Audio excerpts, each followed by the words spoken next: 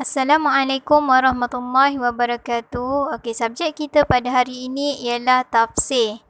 Sediakan buku teks tafsir dan juga alat tulis. Okey, sebelum tu kita tengok dulu pada isi kandungan. Minggu lepas kita dah belajar pelajaran ke-13 surah Al-As. Jadi minggu ni kita nak masuk pelajaran ke-14 surah At-Takatsur pada muka surat 95. Okay, kita tengok muka surat 95, pelajaran 14, surah At-Takatsur. Okey, masuk surah At-Takatsur, bermegah-megah. Okey, kita baca surah At-Takatsur dulu sama-sama. A'udzubillahi minasyaitanirrajim. Bismillahirrahmanirrahim.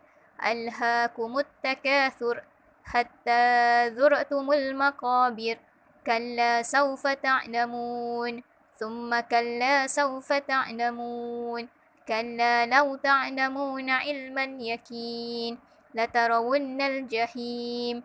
Thumma latarawunnaha 'ainal yakin. Thumma latus'alunna yawma'idhin 'anil na'im. Kita tengok muka surat 96 ni, makna ayat. Okey, makna ayat ni awak kena hafal. Makna ayat kena hafal. Okey, kita tengok makna ayat yang pertama. Alhaakumut takatsur. Telah melalaikan kamu bermegah-megah dengan memperbanyak harta. Okay, ayat kedua. Hatta zurtumul maqabir. Sehingga kamu masuk ke dalam kubur. Kalla sawfa ta'lamun. Janganlah begitu. Kelak kamu akan mengetahui. Thumma kalla sawfa ta'lamun. Kemudian janganlah begitu. Kelak kamu akan mengetahui. Kalla law ta'lamuna ilman yakin. Janganlah begitu sekiranya kamu mengetahui dengan pengetahuan yang yakin. Latarawunnal jahim. Nescaya kamu benar-benar melihat neraka jahim. Thumma latarawunnaha 'ainal yakin. Kemudian kamu benar-benar akan melihat dengan penglihatan yang yakin, iaitu mata kepala sendiri. Thumma latus'alunna yawma'idhin 'anil na'im. Kemudian kamu pasti akan ditanya pada hari itu tentang kenikmatan yang dimegah-megahkan semasa di dunia. Okey, makna ayat ni awak kena hafal. Lepas tu kita tengok muka surat 97 pula. Okey, 97 ni makna kalimah. Okey, makna kalimah ni ustazah tanda juga, awak kena hafal juga.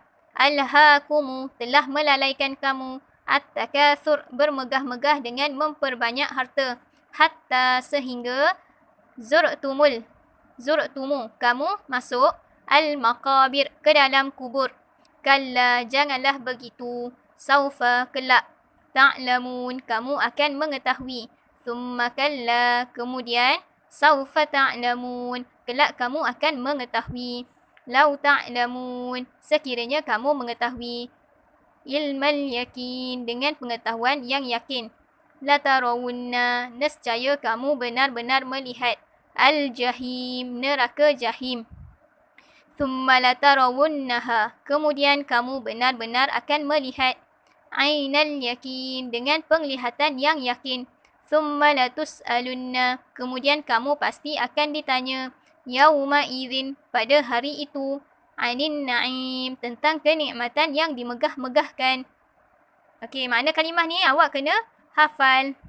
Lepas tu kita tengok muka surat 98. Okey, 98 ni pengenalan. Okey, maksudnya pengenalan surah ni. Okey, nama surah At-Takatsur. Maksud surah bermegah-megah. Bilangan ayat, ada berapa ayat? Ada 8 ayat. Tempat turun di Mekah. Okey, tengok tafsir ringkas ni. Okey, tafsir ringkas ni awak kena faham betul-betul. Yang ustazah highlight, awak kena highlightkan juga. Allah menjelaskan bahawa terdapat manusia yang sibuk dan bermegah-megah dengan harta kekayaan, anak-anak, pengikut-pengikut yang banyak, pangkat kebesaran dan lain-lain lagi sehingga lalai terhadap Allah dan tidak membuat persiapan untuk hari akhirat.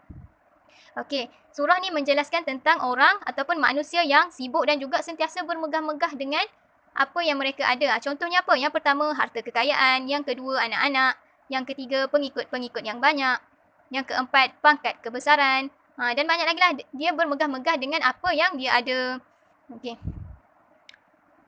Sehingga lalai terhadap Allah dan tidak membuat persiapan untuk hari akhirat. Dia terlalu sibuk bermegah-megah sehingga dia terlupa untuk membuat persiapan untuk hari akhirat. Apa persiapan? Kan kita kena beramal soleh.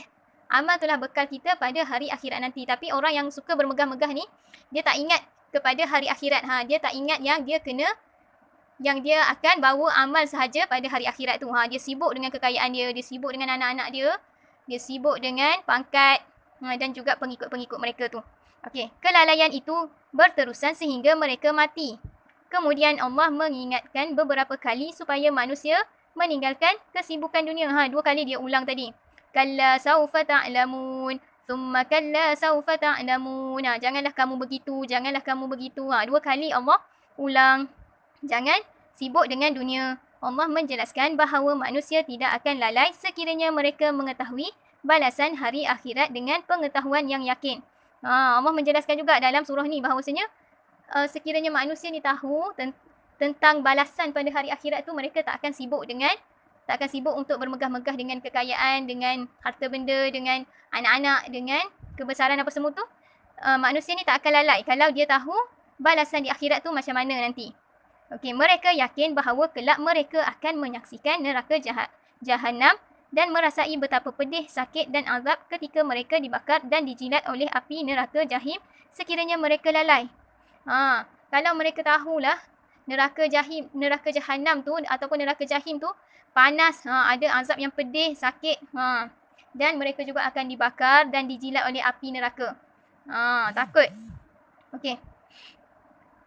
Tengok dekat bawah perenggan yang kedua, Allah juga menjelaskan bahawa manusia kelak akan dapat menyaksikan neraka Jahim dengan penglihatan yang jelas dengan mata kepala sendiri dan tidak dapat dinafikan lagi. Okey, Allah juga jelaskan dalam surah ni, manusia ni kelak akan menyaksikan sendiri. Neraka Jahim tu macam mana, api kat dalam neraka Jahim tu macam mana. Mereka akan tengok api yang sangat pedih, sakit kat dalam neraka Jahim tu. Okay, selain itu, manusia juga ditanya tentang kenikmatan dunia yang pernah mereka megah-megahkan semasa di dunia seperti kesihatan, makanan yang lazat, minuman, kenderaan dan lain-lain lagi. Okey. Selain tu juga, manusia yang suka bermegah-megah ni, manusia yang sibuk bermegah-megah dengan apa yang dia ada ni, dia akan ditanya oleh Allah di akhirat kelak tentang nikmat-nikmat yang dia dapat tu. Dengan nikmat harta benda yang dia ada, dengan anak-anak yang dia ada, dengan pangkat kebesaran yang dia ada. Allah akan tanya. Di akhirat kelak. Mereka tu bersyukur ke tak? Mereka ingat ke tak siapa yang bagi mereka nikmat-nikmat tu semua? Nikmat kenderaan, nikmat makanan yang lazat, kesihatan. Mereka ni suka megah-megahkan padahal mereka lupa bahawasanya mereka akan ditanya di akhirat kelak. Siapa yang tak bersyukur, siapa yang teringat kepada Allah akan disiksa di dalam api neraka Jahannam. Kita tengok muka surat 99 ni pula, dah masuk pengajaran ayat. Okey, pengajaran ayat ada 5. Harta, pangkat dan anak-anak adalah perkara yang dapat melalaikan manusia daripada mengingati Allah. Pangkat kita, anak-anak kita, ni semua adalah perkara yang melalaikan. Sampai kita lupa pada hari akhirat. Sebab kita ada harta, kita ada pangkat, kita ada anak-anak, kita rasa kita dah memiliki segalanya dekat atas dunia sampai terlupa bahawasanya hari akhirat adalah hari yang kekal abadi. Okay, yang kedua, manusia yang lalai akan dimasukkan ke dalam neraka Jahim di akhirat kelak sekiranya tidak bertaubat. Siapa-siapa yang lalai, siapa-siapa yang bermegah-megah dengan harta yang dia ada di dunia akan dimasukkan ke dalam neraka Jahim. Ke dalam neraka Jahim sekiranya mereka yang bermegah-megah ni dia tidak bertaubat kepada Allah. Dengan sifat sombong dia tu, dengan sifat suka bermegah-megah tu, kalau dia tak bertaubat, dia akan dimasukkan ke dalam neraka Jahim.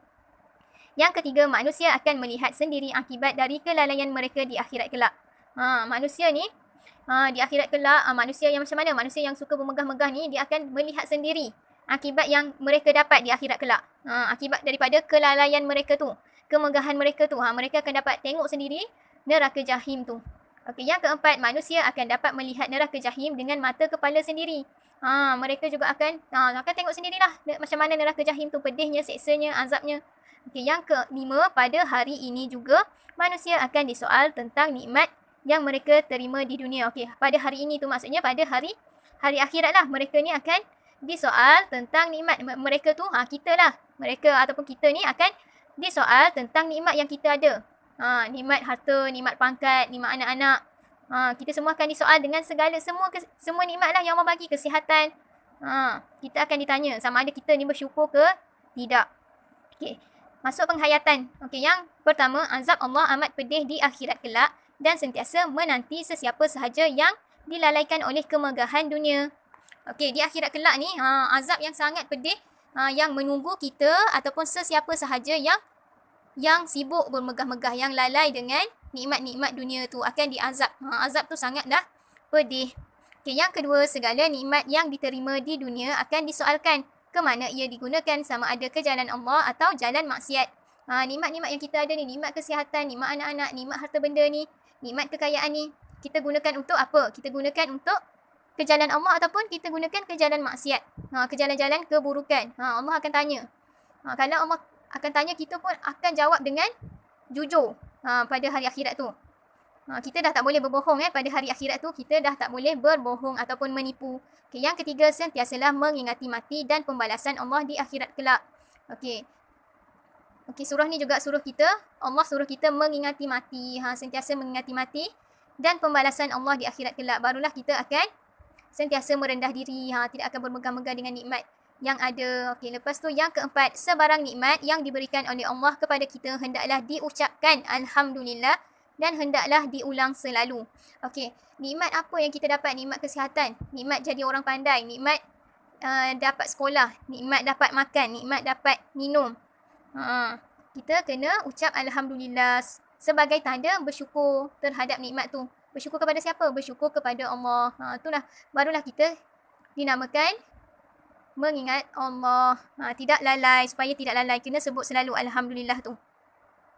Baiklah, tengok muka surat 100. Okey, muka surat 100 ni dah masuk latihan. Okey, latihan yang pertama, isikan tempat kosong dengan jawapan yang betul berdasarkan perkataan yang disediakan. Dia dah sediakan perkataan ataupun jawapan dalam kotak ni. Dia bagi awak petikan. Ni. Terdapat manusia yang tempat kosong, dengan harta kekayaan, tempat kosong, pengikut yang banyak, tempat kosong, dan lain-lain lagi sehingga tempat kosong terdapat terhadap Allah.